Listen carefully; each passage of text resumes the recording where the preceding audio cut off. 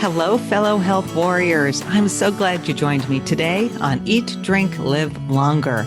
I'm your host, registered dietitian Liz Weiss. And today I'm taking you inside my longevity kitchen for an episode dedicated to one of my favorite anti-aging ingredients, kale and other leafy greens, collard greens, bok choy. We're going to get into it today. I love my leafy greens. On the show, I'm going to talk to you about the health benefits of kale. It's a cruciferous vegetable. I'll talk about the varieties available at the market, how to use them in your everyday cooking. I'll explain why kale chips may be getting soggy. It's a dilemma. And I will share a new recipe for kale and pine nut pesto that I created just for this podcast. I also have a recipe roundup on my blog of 30 kale recipes from fellow registered dietitians. And so I'll give you some highlights from that recipe roundup. Now, before we dive into my love of kale and why it promotes good health and living longer, I do have a few friendly reminders.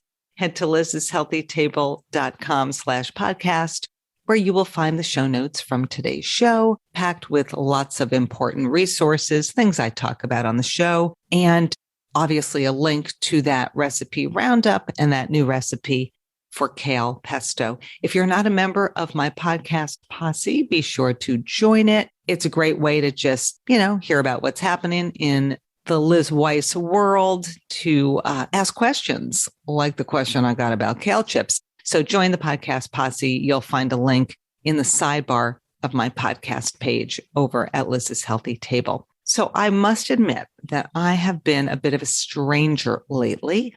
I have been traveling to England. So it had been, I guess, 2.5 years since Tim and I saw his mom and my brother-in-law and sister-in-law, my niece and nephew. So we hopped on a plane and we came over to England. My mother-in-law, she lives in Somerset. That's like a couple hours west of London. And that's the area kind of known for its scones and clotted cream. If you've never had scones with clotted cream, like a cream tea, it's called, check that out. It's just really kind of decadent and yummy. So, of course, we went out for, tea, for a cream tea while we were there visiting with her. And she's kind of out in the country. So that was really nice. And then we visited Tim's family in London and stayed at a pub. It was called the Bull and Last. And it's like a gastro pub. We didn't get to eat there, but we did stay there in a really cute room. So that was kind of fun, staying above a pub. And then Tim left and I ended up staying with a friend of mine who's living in London. Let's see, she moved here in January. She's leaving in May. She's teaching at a university here, teaching nutrition. So I am actually in her London apartment right now, recording this podcast. And I've been eating out every night at some phenomenal restaurants. I ate at a place called Scully, and he's actually the chef is Chef Scully. He's a protege of Otto Lengi, who is my favorite chef. And I did go by one of the Otto Lengi sort of takeaway stores and had lunch there. I bought some granola, which I'm bringing back with me, which is really good. I ate at a place called Bentley's, had the best fish and chips there, ate at 10 Greek Street. I will tell you, the food scene in London is amazing, just like international, so creative. I've been coming to England for a long time since I'm married to a Brit. And the food scene has come such a long way. And let's see, this afternoon, we are going to the Churchill War Rooms. And I've been to the British Museum and a really beautiful museum called the Wallace Collection in a neighborhood of London called Marylebone, which I had never been to before. So that was kind of neat. So anyway, here I am in my little makeshift studio in my friend's apartment. So kale, it is kind of maybe the veggie of the moment. I feel like it's been the veggie of the moment for a long time. Of course, cauliflower is another one you hear a lot about. But kale is obviously very popular. It is so nutritious. It's so versatile, right? You can add it to smoothies, turn it into kale chips, add it to soups and salads. And, I'm an equal opportunist when it comes to leafy greens. And so I love, collard greens, and I love, what am I trying to say? Swiss chard. I just love greens. I love arugula, But we're going to kind of get into mostly kale today. But the things that I tell you about kale, you could sort of translate that to many other types of greens. So, kale, I guess we could sort of say it's a superfood, right? Because it's just got so many nutrients. And we'll get into that in a minute, but it is a cruciferous vegetable. It's part of the Brassica genus of plants. And other veggies that fall under that umbrella would be cabbage. So kale is a cruciferous vegetable. It's part of the Brassica genus of plants. It's in the cabbage family, along with broccoli and cauliflower, collard greens, which are certainly much hardier, right? You typically will cook those and not eat those raw. Arugula, which you typically eat raw and don't cook. Bok choy. I love the baby bok choy. So good. Radishes, interestingly. Turnips, watercress, and wasabi. So all part of that same family. Now, there's different types of kale. So you're going to go to the grocery store and you're probably going to see the common curly kale, right? The most popular. And it's pale to deep green in color. They're large, right? They have these frilly edged leaves and these long stems. And it's often sold like as a loose bunch of leaves kind of bound together. And sometimes you can just buy like that whole head of it. It's common to put it into salads or to saute it, to toss it into hearty bean soups. You can blend it into fruit smoothies. I will say if you're going to use the curly kale in a salad, what I like to do is I like to kind of wash it first, certainly, and then I chop it up. And then I like to massage olive oil and a little bit of kosher salt into those leaves. And sometimes I put on those gloves, the gloves we all have now, those sanitation gloves, so that you could put those on and not get your hands all like greasy, but put on those gloves and then just drizzle a little bit of olive oil over that chopped kale, a little bit, just a sprinkle of salt, and then just using your fingers to massage it in. And what it helps to do is soften the fibrous structures within those kale leaves, makes it more tender, easier to chew, and easier to digest. And that's fun if you have kids or grandkids at home. Just put that kale into a bowl. I've done this with kids in cooking classes, and then just let them massage those leaves. Fun and much more, makes the leaves just tastier and more appealing. Okay. So that's one type of kale. Another is the Lacinato kale. It's also known as Dinosaur or Tuscan Kale.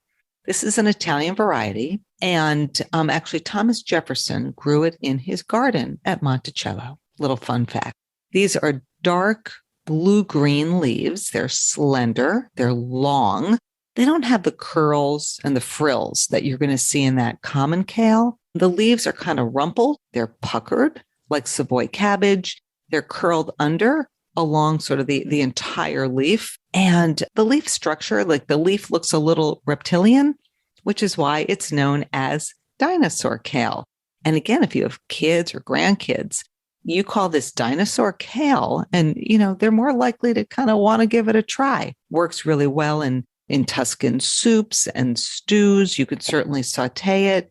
You could add it to salads. And then there's the red Russian kale, or the ragged jack, as it is called. It's more of an heirloom kale. It looks like overgrown oak leaves. And the colors range from like a blue-green to a purple-red. And you've probably seen them in the market. The taste is kind of sweet, a little sweeter. It's really nice raw in salads. It looks very pretty. You can certainly saute it like all the kales and add to different recipes.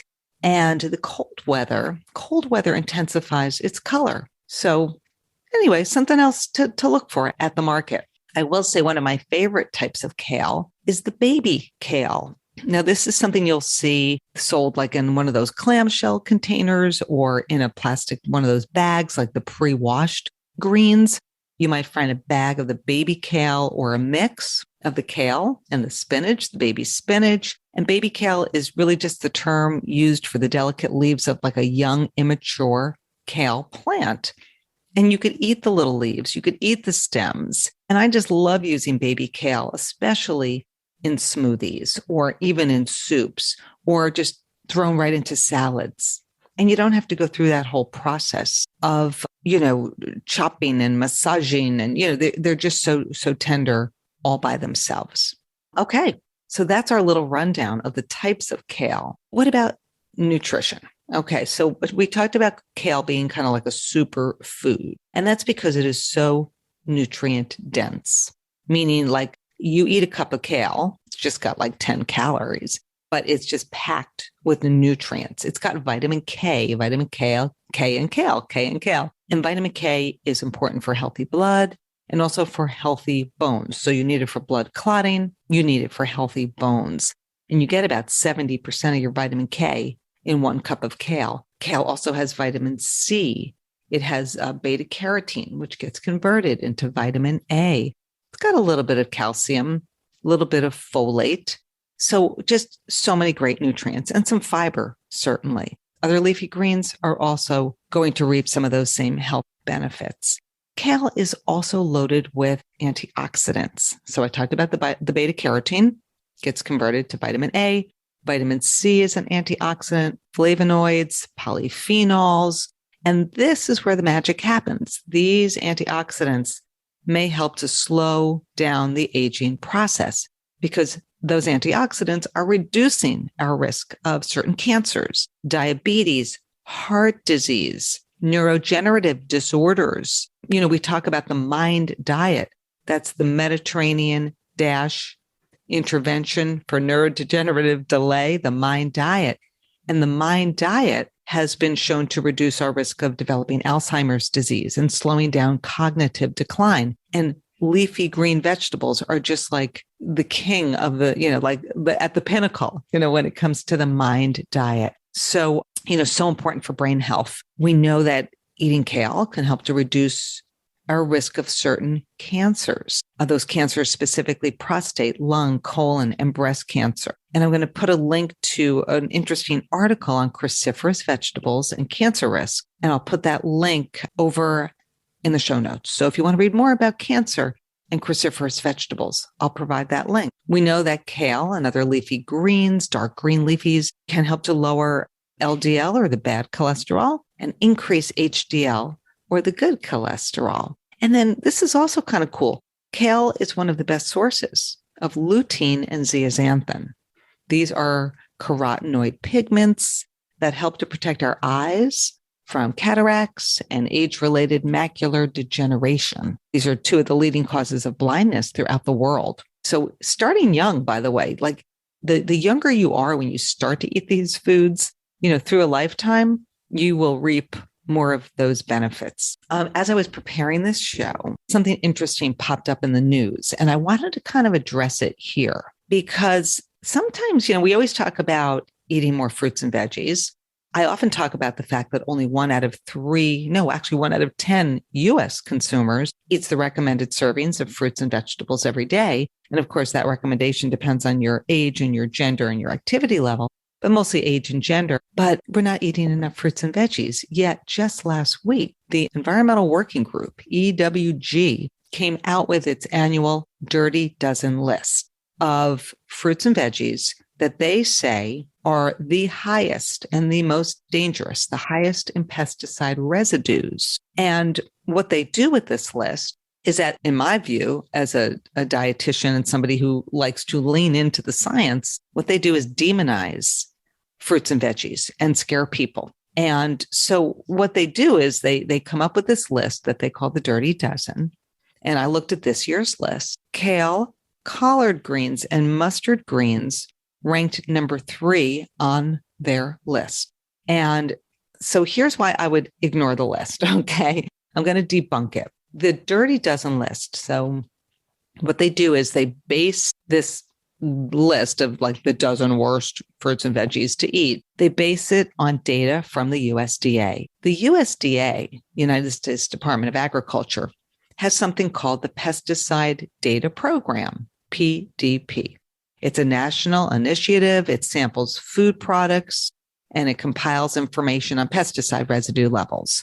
So they do this all the time, something USDA does. Well, the Environmental Working Group looks at that list or that data, and they use this data to choose and rank the fruits and vegetable items on their Dirty Dozen list. So if you look at that list, it'll say, okay, strawberries are number 1, kale's number 3 in terms of the amount of pesticide residue on those foods.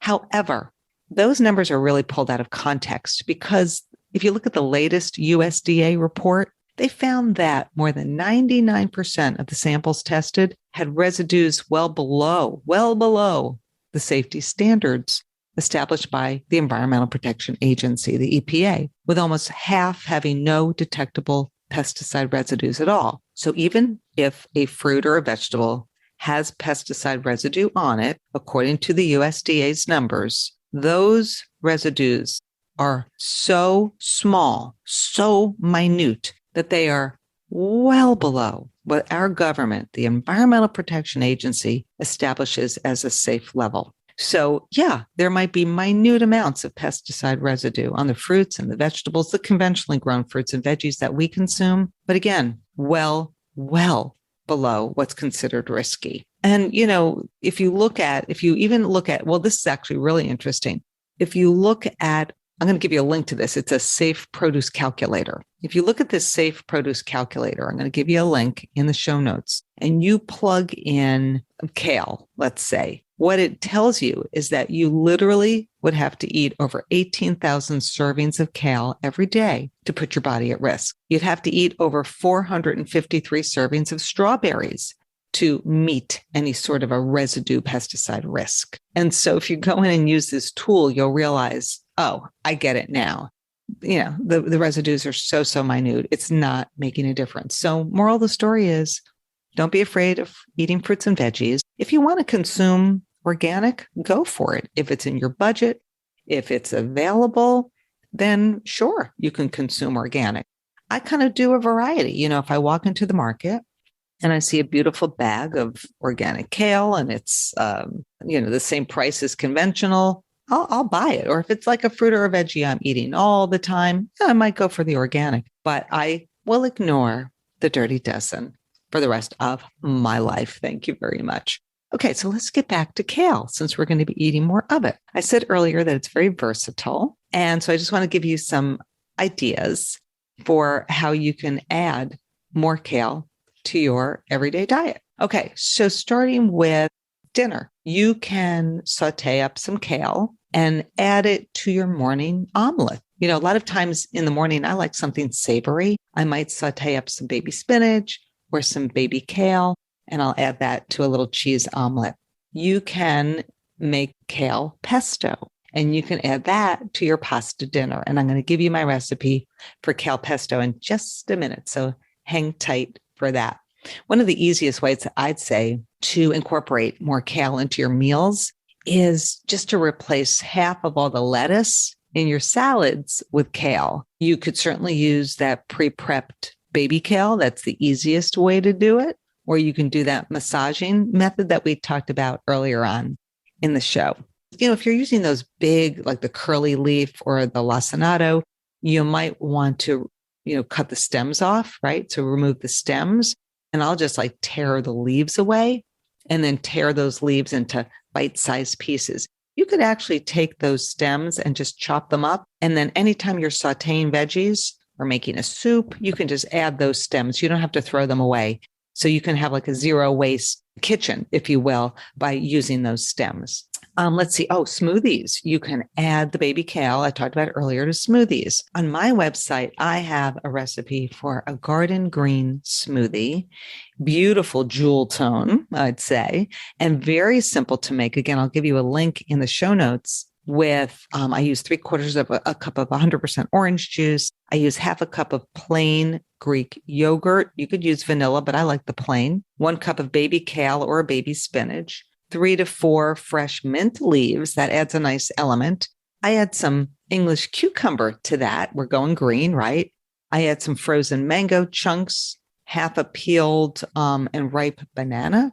And then if you want to sweeten it a wee bit, you could add a drizzle of honey. Blend that together. Sometimes I'll add ice to it, and this will make 2 servings. So that is a wonderful recipe. You can change it up by adding some ginger, like some ground ginger, just a different element to it. So lots of ways, to kind of change it up. If you don't have frozen mango, you can certainly use something like frozen pineapple or peaches. You can snack on kale chips. Now you can buy kale chips at the store. already made for you in a bag, right? Instead of potato chips, you can do kale chips. You can make them yourself. And I can remember making these for my boys when they were younger, and they would eat them like they could not stop eating them. They're so good. And I did get a question from a listener about kale chips and that they get kind of soggy, right? So if you make them from scratch, and you can Google, there's like a million recipes out there, maybe not a million, but there's lots of recipes out there. But just a few tips for making sure that your kale chips, when you're going to the trouble to make them from scratch, that they're not soggy. So tip number one is make sure your kale is completely dry before you pop it into the oven. So really wash and very carefully dry those leaves. Don't overdo it on the oil. Just maybe spray some oil on, right? Just light a dusting of oil. Use dry seasoning. So like if you were to add some hot sauce, that would be a no-no because it's just going to make them soggy. Don't let them overlap while they're cooking. Cook at a lower temperature for a longer period of time so the chips have time to really dry out.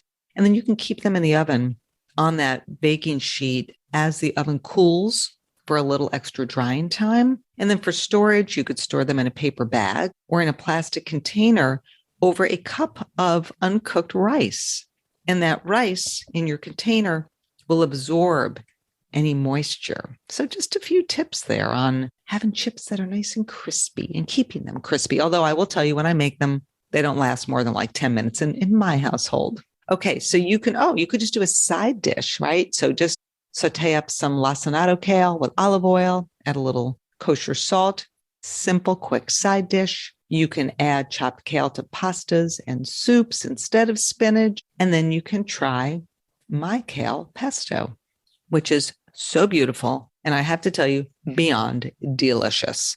And I made this the other day, turned this into a TikTok video, which I'm sharing on TikTok and Instagram. And I'll share it. I'll pop it up on Facebook as well. And so you can watch my little video on this. But basically, I made this kale pesto and then I added it to a pasta dish. And in that pasta dish, I added some halved cherry tomatoes and some sauteed shrimp. I had just some frozen shrimp that I thawed. Oh my gosh, so good. And I used like a rotini pasta. So you'll see pictures of that in the blog on this recipe. But so I used a food processor.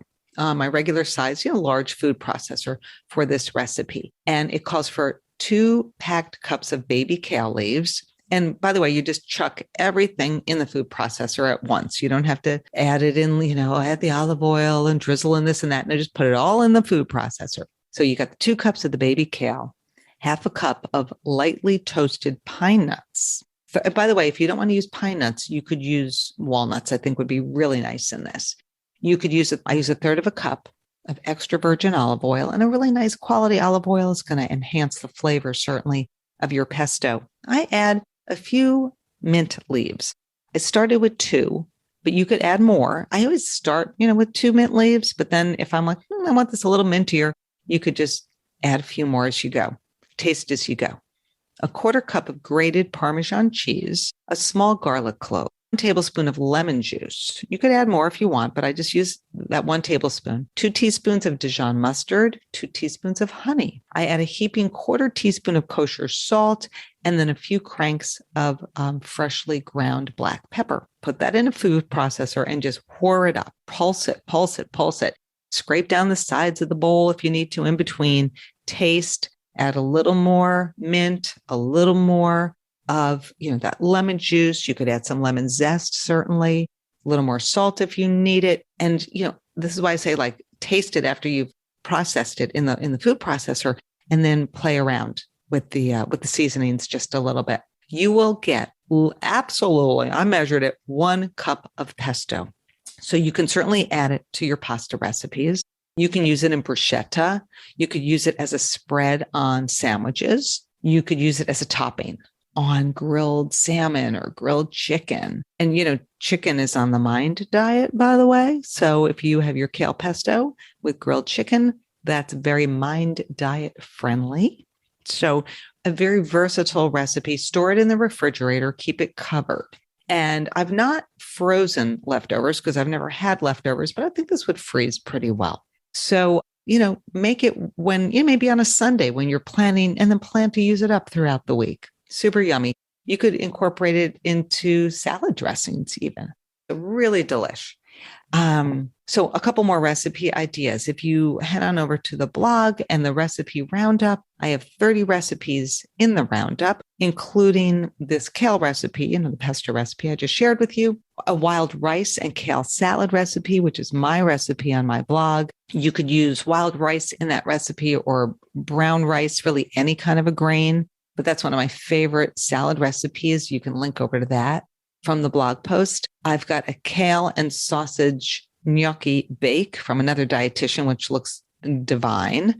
A creamy chicken, kale, and rice mushroom soup recipe. Wow, kind of hearty. A Caesar salad recipe with chicken and kale. A lot of chicken recipes from these dietitians. I always look at a recipe as kind of your guideline, right? So if you're like, I don't want to use chicken, I've got some leftover, shrimp, cooked shrimp I want to use, fine, add the shrimp to that. I'd rather use chickpeas. I'm a vegetarian, use chickpeas. So many great recipes for you and so many important reasons to include kale in your everyday diet.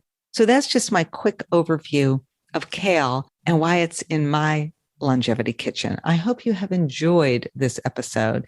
Lots of links available for you in the show notes. Head to lizshealthytable.com/podcast. And as always, thanks for listening to Eat, Drink, Live Longer.